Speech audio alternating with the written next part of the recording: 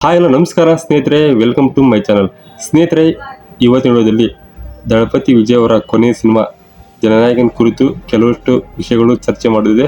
ಬನ್ನಿ ಇವತ್ತಿನ ವಿಡಿಯೋದಲ್ಲಿ ಶುರು ಮಾಡೋಣ.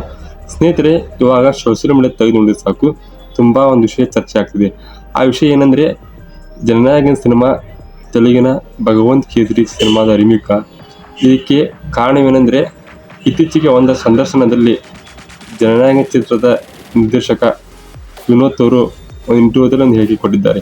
ಏನಂದರೆ, ಜನನಾಯಕನ ಫಸ್ಟ್ ಹಾಫ್ 50% ಭಗವಂತ್ ಕೇಸರಿ ಚಿತ್ರ ರಿಮೇಕ್ ಮತ್ತು ಹಾಗೂ 20% ಕೂಡ ಸೆಕೆಂಡ್ ಹಾಫ್ ಭಗವಂತ್ ಕೇಸರಿ ಚಿತ್ರ ರಿಮೇಕ್ ಹಾಗೂ 30% ಮಾತ್ರ ಒರಿಜಿನಲ್ ಸಿನಿಮಾ ಅಂತ ಹೇಳಿದ್ದಾರೆ. ಹೀಗೆ ಹೇಳಿಕೆ ಕೊಟ್ಟಿರುವುದರಿಂದ ಸೋಷಿಯಲ್ ಮೀಡಿಯಾದಲ್ಲಿ ತುಂಬ ಚರ್ಚೆ ಆಗ್ತಿದೆ, ಪರ ವಿರೋಧ.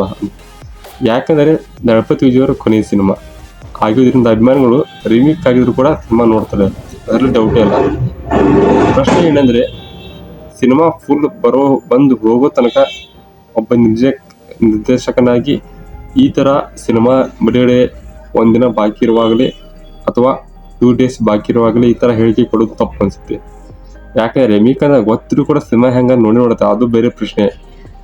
ಆದರೆ ಈ ಥರ ಹೇಳಿದ್ರೆ ಏನಾಗುತ್ತೆ, ಪ್ರೊಡ್ಯೂಸರ್ಗೆ ಸಾಕಷ್ಟು ನಷ್ಟ ಆಗೋ ಸಾಧ್ಯತೆ ಜಾಸ್ತಿ ಇದೆ. ಯಾಕಂದರೆ KVN ಪ್ರೊಡಕ್ಷನ್ ಆಲ್ರೆಡಿ ತುಂಬ ಲಾಸಲ್ಲೇ ಇದೆ.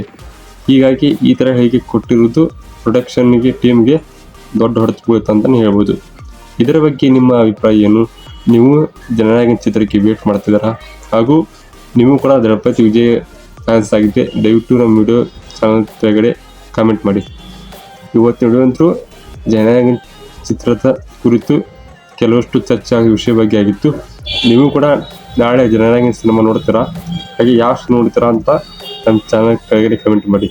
ಇವತ್ತಿನ ವಿಡಿಯೋ ಇಷ್ಟ ಆಗಿದೆ ದಯವಿಟ್ಟು ಲೈಕ್ ಮಾಡಿ ಹಾಗೂ ಹೆಚ್ಚು ಜನರಿಗೆ ಶೇರ್ ಮಾಡಿ. ವಿಡಿಯೋ ನೋಡೋದಕ್ಕೆ ಧನ್ಯವಾದಗಳು. ಮತ್ತೆ ಮುಂದಿನ ವಿಡಿಯೋದಲ್ಲಿ ಸಿಗೋಣ.